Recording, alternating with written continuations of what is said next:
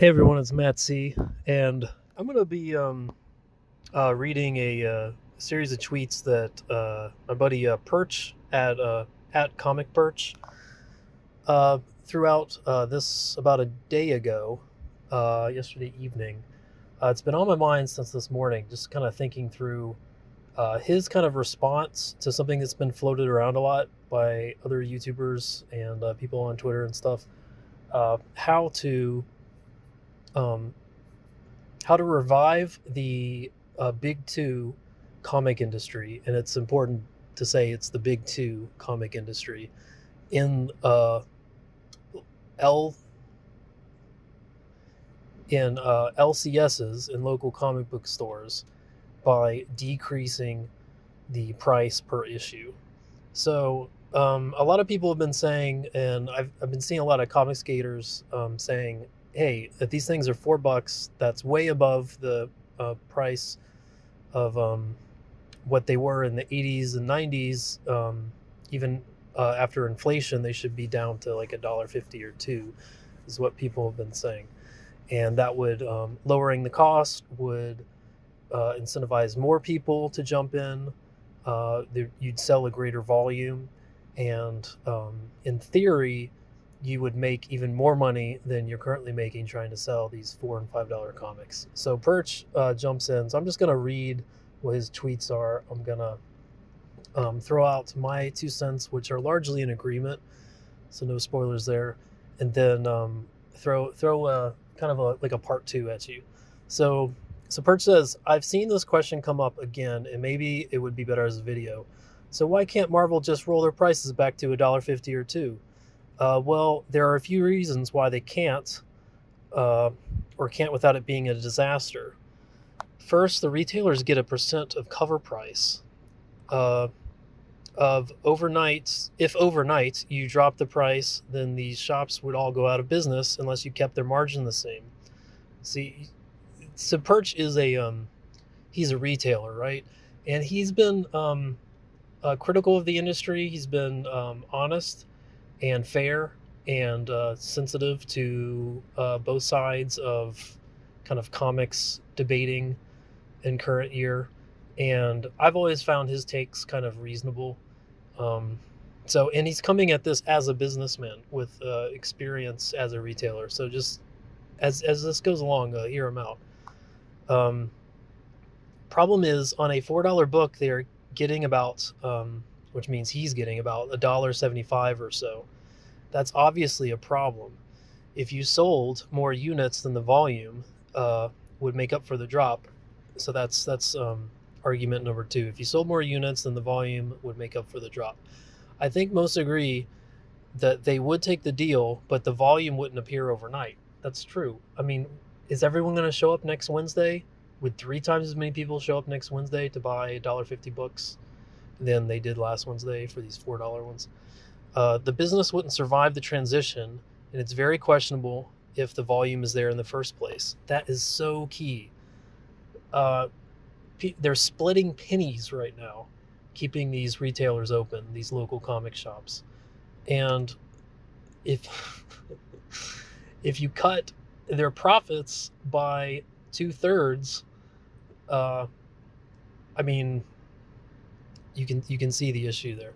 So then, okay, so then some believe that the cost of goods produced is about 10 cents for the big publishers per title. I'm not sure where that figure came from, but it's higher than that.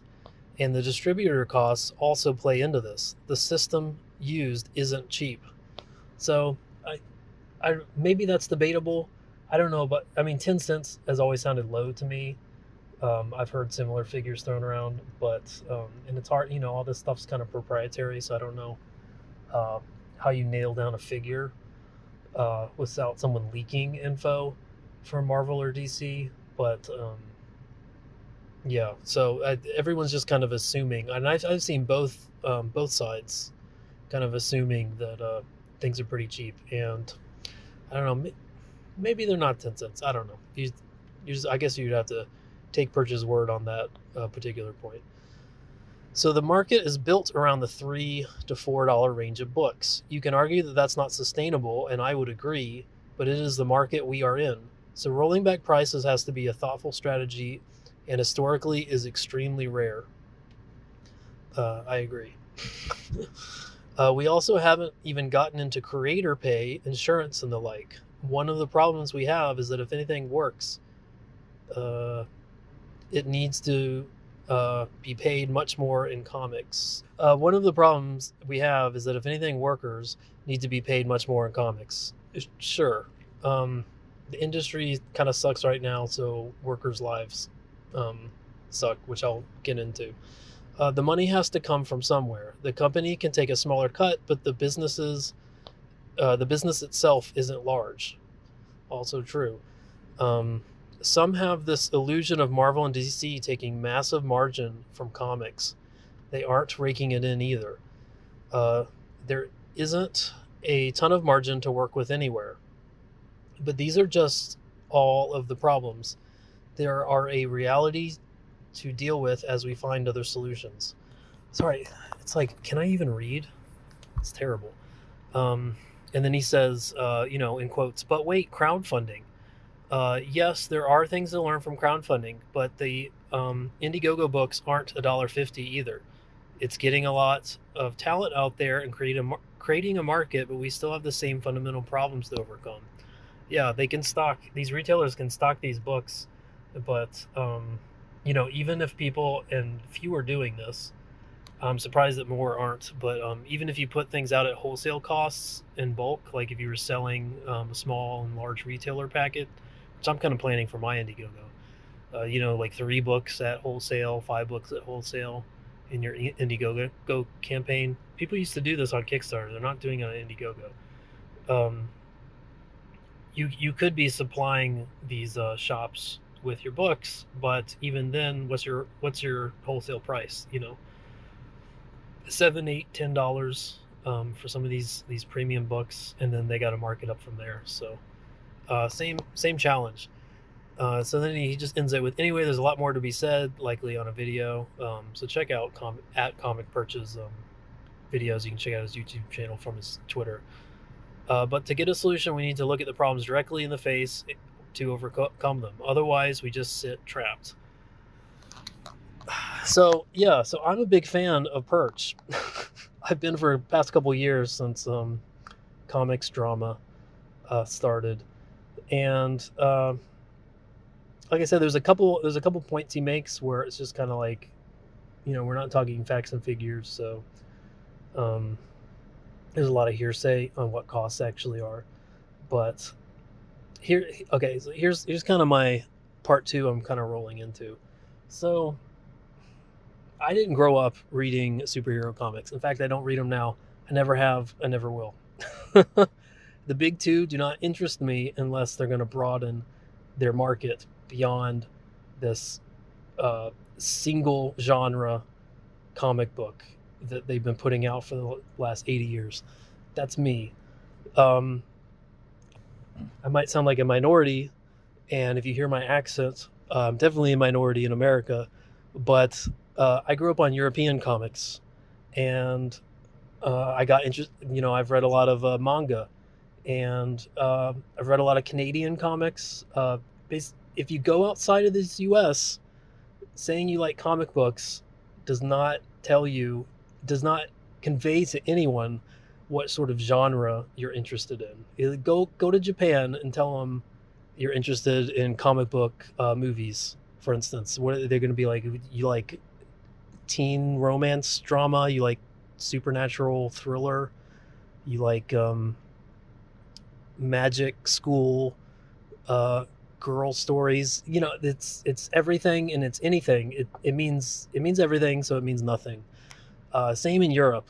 Europe has always had a thriving, recession-proof, highly adaptable, not lucrative, but highly adaptable, incredibly diverse comics market. And by diverse, I mean every sense of that word, not just the popular senses. Every genre imaginable. It's a treasure trove. It always has been. I'm sure it always will be. So the TV and film industry has been trying to unlock the code, unlock the find the right key to turn the lock for superhero storytelling in TV and film for the last, uh, seriously since the 80s, right? And they had marginal success in the 80s. They had a bit of a slump. They had some spotty success in the 90s again, and then things started to click. The lock started to turn because they kept trying because they knew that these are profitable IPs.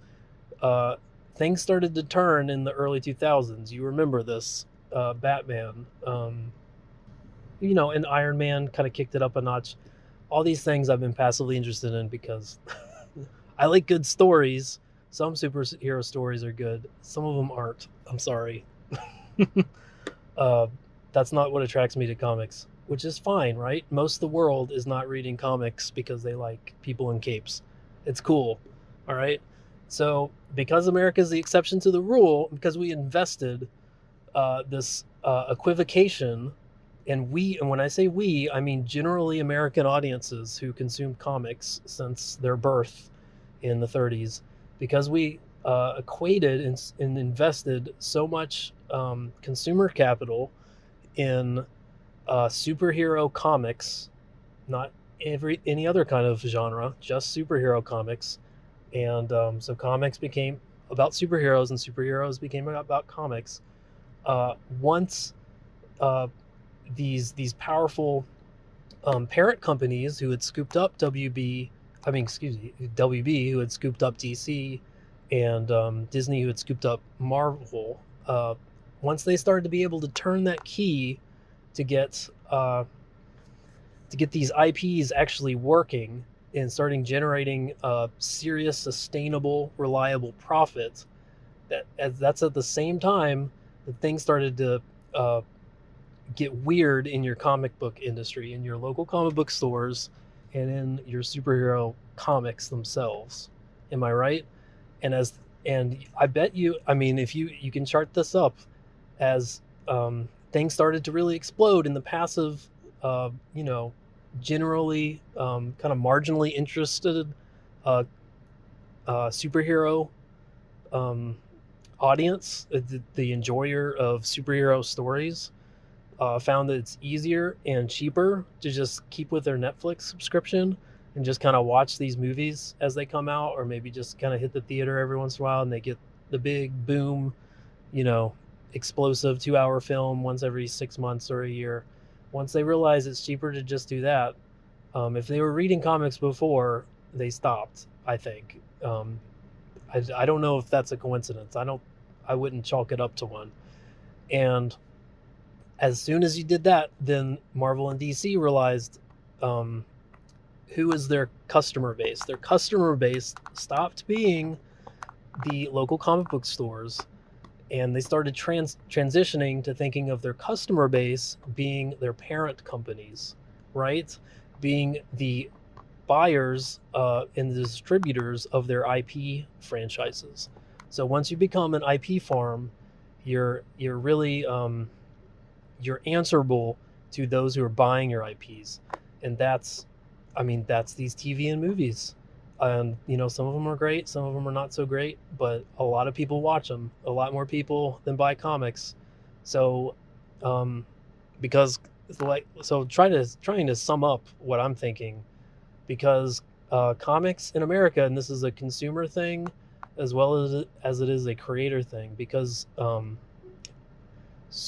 people in capes and pictures with word balloons on them, because they hitch their rides to each other and they stay wedded through thick and thin through multiple industry implosions and revivals, because they stuck together where everywhere else in the world things have been a lot more diverse and adaptable, because they stuck together when the people who own these IPs no longer need you, the comic book reader, when they no longer have to be answerable to you, and when they no longer need you to be buying their comics, they look to NBC to buy their stories.